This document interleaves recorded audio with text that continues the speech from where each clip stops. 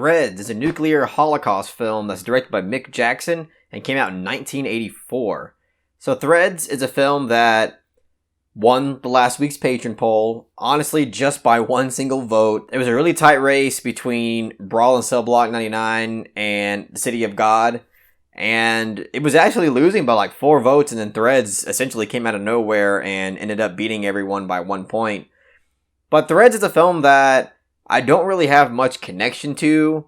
I only really heard about it maybe like 3 or 4 months ago. I remember firstly from one of my subscribers, I believe his name is The Oncoming Storm. I remember him telling me a lot about this film and saying that it was one of the more disturbing films that he's ever seen.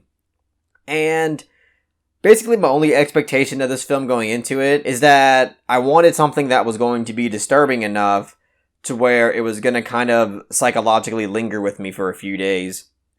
And before I went into this film, I learned that this was basically like a made-for-TV film that I think was originally broadcasted on BBC. And I'm gonna be honest, like, that alone kind of had me worried because everybody knows, like, made-for-TV films are usually not really that great. So I went into this like, yeah, I definitely wanted something disturbing and was hoping to get that, but I was a bit reserved because of the fact that this was made for TV.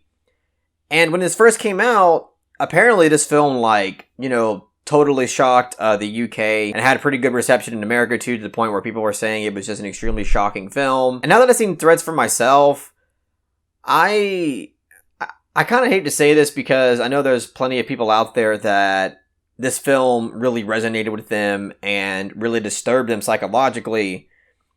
But for me, this film just kind of fell flat in a lot of different ways, and I honestly thought it was kind of boring. And I really hate to say that because I truly thought that even though this film was made for TV, that it would offer enough for me to feel really disturbed and at least have some sort of reaction to it.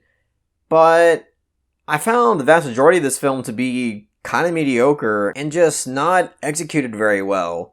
And that sucks because I feel like this film did have a lot of potential. I mean, the concept on its own is something that is truly terrifying because it's a concept that's rooted in reality and it's something that, isn't completely fictional. I feel like nuclear holocaust is like always on the brink, and the fact that, so many different countries just have access to these caliber of weapons is truly a terrifying thing to know. So I kind of do take it more personally that this film had a concept that had a lot of potential that I feel was botched in a lot of different ways. But before I really go down the road of talking about a lot of the things I didn't like about this film, there are some positives. And here's the thing, like, if you go into this film just wanting something to portray what it would be like during a nuclear fallout, then I think you'll be satisfied with just that alone.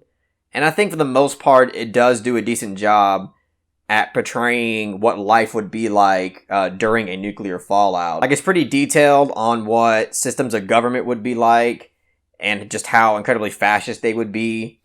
And also just the overall human behavior of desperate people who just want to survive this thing and are forced to do a lot of ugly things in order to do that. In that respect, I do think that it did a decent enough job for me to give it some sort of positive. And also, there was one scene in particular that involves, like, the actual bomb being dropped. And the way that it was executed and directed, I thought, okay, this is why people definitely call this film disturbing. Because it uses a sound design, well, I should really say lack thereof, because they kind of utilize silence in a way that was really off-putting, and I could see people getting really disturbed by. So, like, the way that it did that scene, I was like, okay, that was pretty well done, and that was like a glimpse of me understanding why people do like this film so much. It's also not a film that I would classify as being just, like, atrocious and awful either. It's not like a film that you walk away from it being like, oh my god, that was just absolute trash. It's not really like that. So, like, don't go into this thinking like it's really, like, that terrible. But let me start off the negatives by saying this is totally a film that you could tell was definitely made for TV. Like, if I didn't know this was made for TV prior, I would have been able to tell that this was made for TV.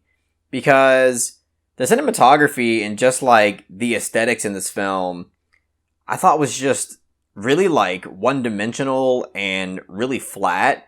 Because the camera work in this is just so incredibly basic that it was kind of painful. Because I was just, like, waiting and waiting to get, like, you know, actual dimensionality with these shots.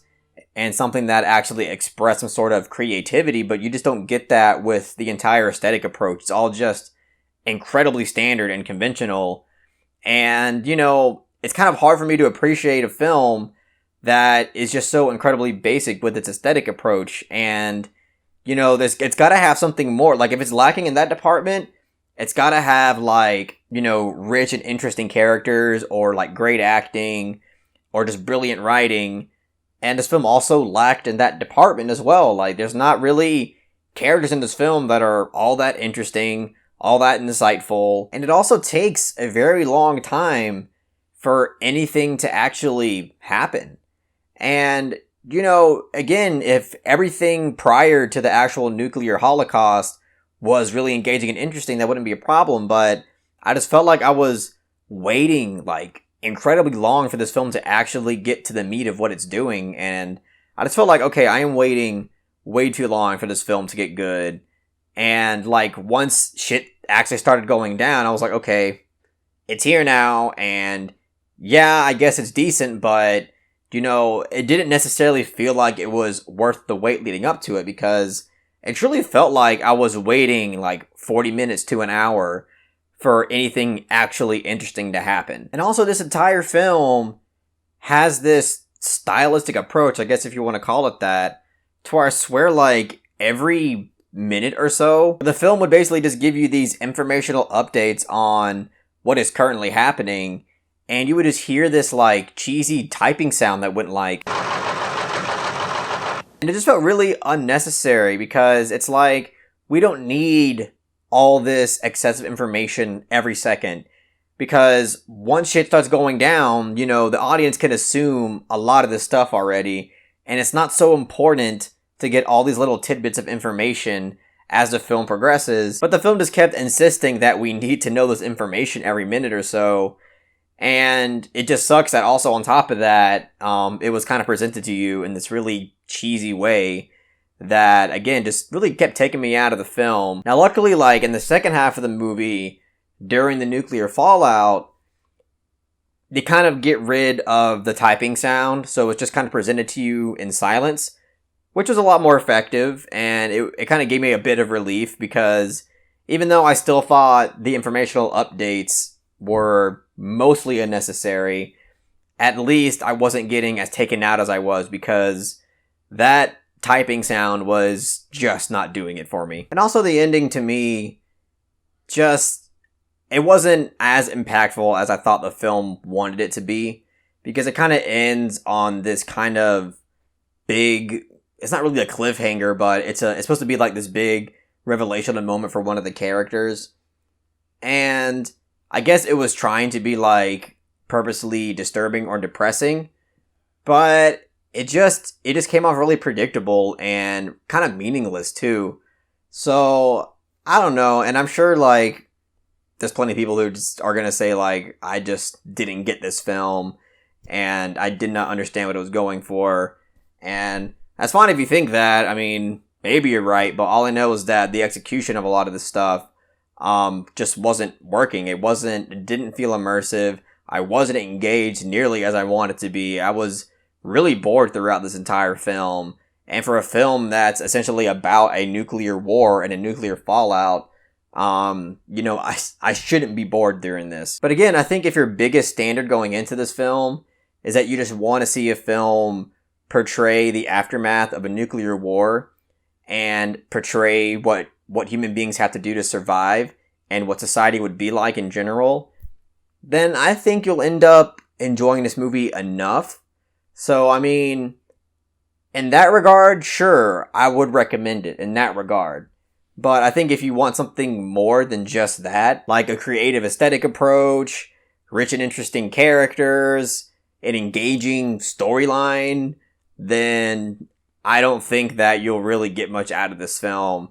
And even though I did think one scene in particular was rather effective when it comes to being disturbing, I really don't think that this film is worth 2 hours of your time. So I'm going to give Threads a soft 5 out of 10.